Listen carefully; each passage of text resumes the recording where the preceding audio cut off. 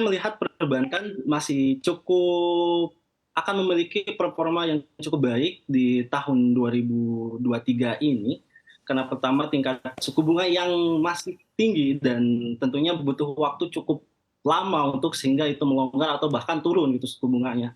Dan tentunya yang kita perhatikan perbankan yang memiliki likuiditas yang tinggi sehingga mereka bisa memanfaatkan tingkat suku bunga tinggi ini dengan maksimal untuk mengoptimalkan net interest margin-nya sehingga pendapatannya terus bertumbuh gitu. Walaupun mungkin saya melihat untuk tahun 2023 ini pertumbuhan untuk sektor perbankan ini mungkin tidak sesignifikan pertumbuhan di tahun 2022.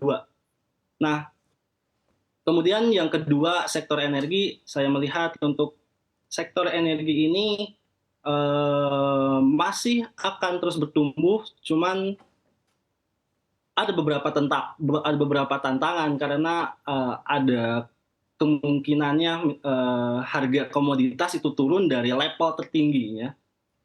Walaupun mungkin sekarang masih ada di level tertinggi gitu kan. Dan kemudian untuk komoditas juga ada gagasan green economy, energi terbarukan seperti energi mineral gitu. Nah, itu juga cukup prospektif untuk long term investment gitu khususnya di pasar saham ini. Eh, Kayak seperti emiten yang bergerak di sektor nikel, bauksit yang belakang-belakang ini cukup ramai gitu karena dilarang ekspor untuk biji mentahnya dan harus diolah dulu, filterisasi dulu misalnya supaya mendapat nilai tambah. Dan ini juga menjadi nilai tambah gitu buat sektor komoditas ini khususnya di energi mineral untuk menghadapi permintaan energi mineral di renewables energy. Kemudian di sektor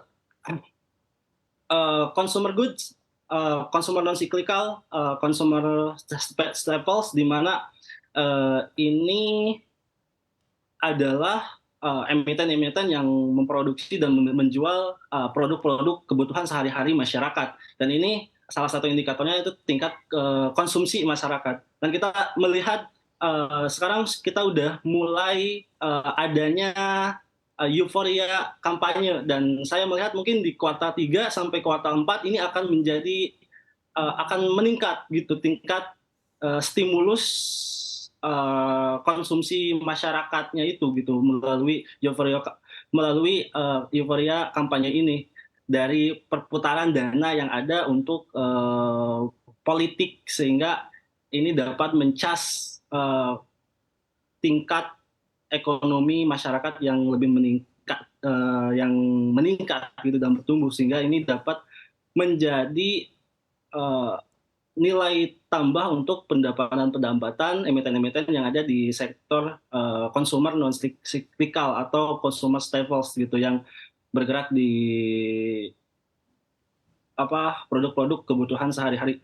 Dan tidak cuma itu, harga komoditas yang mulai melandai khususnya bahan baku juga diharapkan ini terrefleksi di tahun 2023 ini dalam akun margin kotornya yang bertumbuh gitu sehingga ini bakal mendorong tingkat laba bersih yang terus bertumbuh lebih besar lagi bahkan dibandingkan tahun 2022 non untuk emiten konsumer non cyclical di tahun 2023 ini. Oke, Seperti itu. baik. Oke, baik. Mas Malik, Anda katakan tadi consumer begitu ya masih cukup baik di tahun 2023 nanti karena memang dilihat dari kinerjanya juga masih cukup baik. Tapi kalau kita lihat sentimennya, di mana tingkat suku bunga acuan juga masih terus dinaikkan karena memang menyikapi dari respon dari The Fed, yang mana juga masih akan hawkish di sepanjang tahun 2023 ini menekan inflasi, sebetulnya dikaitkan dengan daya beli yang ada masyarakat begitu ya, daya beli yang ada di masyarakat di tahun 2023 nanti dengan kinerja di sektor consumer akan seperti apa nantinya. Apalagi kalau kita perhatikan di saat daya belinya juga nanti terdampak ataupun mengalami penurunan, tentunya kinerja dari sektor consumer juga akan ikut tertekan. Silakan Mas Malik. Oke, so far kalau melihat tingkat konsumsi Indonesia itu saya melihat masih aman gitu, dan walaupun tingkat inflasi masih tinggi, tapi kan mulai melandai gitu. Kemudian tingkat inflasi di Indonesia juga tidak sebesar negara-negara lainnya, khususnya negara maju seperti di Eropa dan negara-negara barat sana. Dan harapannya di kuartal 2 2023 The Fed bisa melonggarkan kebijakan moneternya, ini juga menjadi katalis positif gitu untuk konsumer non siklikal gitu.